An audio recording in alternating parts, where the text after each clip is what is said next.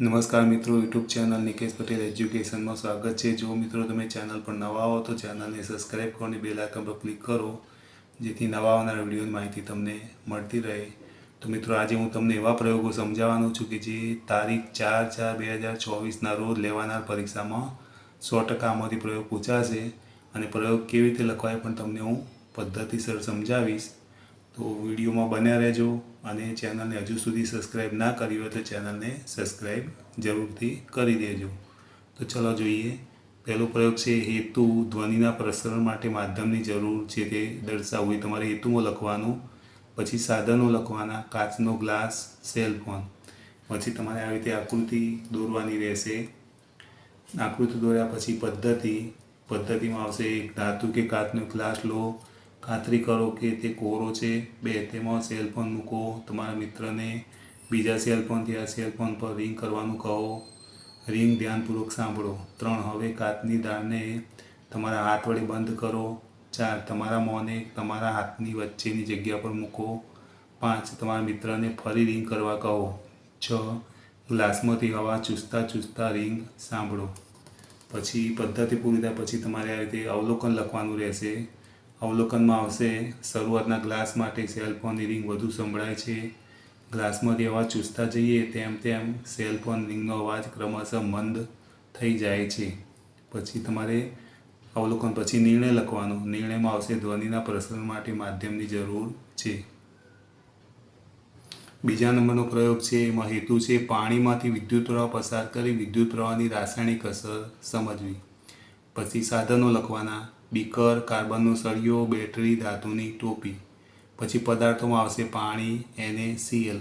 આ સાધનો પદાર્થો તમે ભેગા પણ લખી શકો। એ લખ્યા પછી તમારે આકૃતિ દોરવાની આવશે। હવે આકૃતિ દોર્યા પછી આકૃતિમાં નામ નિર્દેશ પણ કરવાના છે। પછી તમારે પદ્ધતિ લખવાની રહેશે।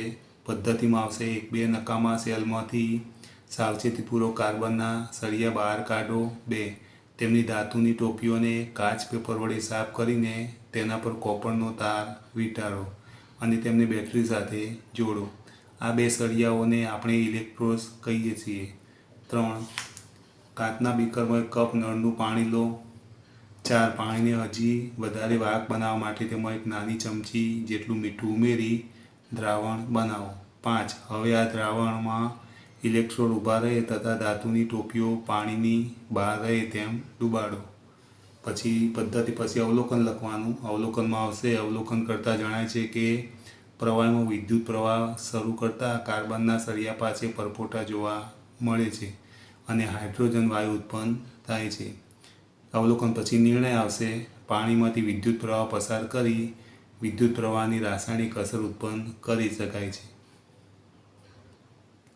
ત્રીજા નંબરનો પ્રયોગ છે, એમાં હેતુ છે ઢોળ ચડાવવાની પ્રક્રિયા ઇલેક્ટ્રોપ્લેટિંગનું નિદર્શન કરવું। પછી સાધનો લખવાના, તાંબાની પ્લેટ, બેટરી, બીકર। પછી પદાર્થોમાં આવશે કોપર સલ્ફેટનું દ્રાવણ। એ લખ્યા પછી તમારે આવી આકૃતિ દોરવાની રહેશે અને આવા નામ નિર્દેશ પણ કરવાના છે। પછી આવશે પદ્ધતિમાં એક સ્વચ્છ અને સૂકા બીકરમાં 250 મિલી નિસ્યંદિત પાણી લો, તેમાં 2 ચમચી જેટલું કોપર સલ્ફેટ ઓગાળી દ્રાવણ બનાવો। દ્રાવણને વધારે વાહક બનાવવા માટે તેમાં મન સલ્ફ્યુરિક એસિડના થોડા ટીપા ઉમેરો। 3 તાંબાની લગભગ 10 સેમી × 4 સેમી માપની 2 પ્લેટો લો, તેમને કાચ પેપરથી ઘસીને સાફ કરો, તેમને પાણીથી ધોઈને સૂકવો। 4 તાંબાની પ્લેટને ઇલેક્ટ્રોડ તરીકે બેટરીના 2 ટર્મિનલ સાથે જોડો અને કોપર સલ્ફેટના દ્રાવણમાં આકૃતિનું દર્શાવ્યા મુજબ મૂકો। 5 વિદ્યુત પરિપથમાં લગભગ 15 મિનિટ માટે વિદ્યુત પ્રવાહ પસાર થવા દો। 6 15 મિનિટ પછી દ્રાવણમાંથી ઇલેક્ટ્રોડ્સને દૂર કરો અને તેમને ધ્યાનથી તપાસો। એ પદ્ધતિ પછી તમારે અવલોકન લખવાનું રહેશે। અવલોકનમાં આવશે હા, એક પ્લેટમાં ફેરફાર જોવા મળે છે।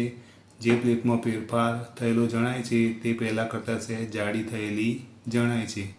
અવલોકન પછી તમારે નિર્ણય લખવાનો કે ઇલેક્ટ્રોપ્લેટિંગ દ્વારા ઢોળ ચડાવી શકાય છે। તો હવે તમારે ક્રમમાં પદ્ધતિસર પ્રયોગ લખવાનો। પહેલાં હેતુ, પછી સાધન સામગ્રી, પછી આવશે આકૃતિ, પછી આવશે પદ્ધતિ, પછી આવશે અવલોકન અને છેલ્લે નિર્ણય। તો તમને પરીક્ષામાં પૂરેપૂરા માર્ક્સ મળી શકે છે।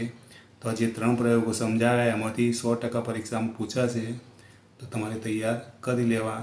જો મિત્રો તમને આ વિડીયો ગમે તો વિડીયોને લાઇક કરો, કમેન્ટ કરો, શેર કરો અને ચેનલને સબસ્ક્રાઈબ કરો.